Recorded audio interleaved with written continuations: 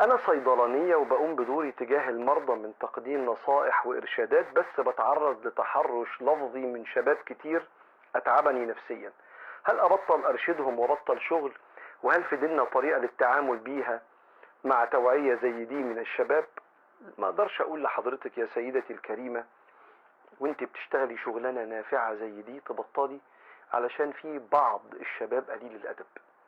انما لان لو كل انسان محترم زي حضرتك بطل شغلانته عشان في بعض الناس، اكيد مش كل الناس، بعض الناس بيقل ادب، وفي صالحين كتير مش هيشتغلوا، مش هينفعوا الامه. وبالتالي انا اشجع حضرتك على استكمال دورك الشريف النبيل ده كصيدلانيه، ولكن اشجع حضرتك على تعلم كيفيه مواجهه التحرش اللفظي ده وايقاف الناس عند حدها لغايه ما يوصل للاستعانه بالقانون وابلاغ الشرطه، وان حضرتك في حد محتاج القانون يضرب على ايديه بيد من حديد عشان يبطل هذا الافساد في الارض، والمقصود اقصد التحرش اللفظي يعني.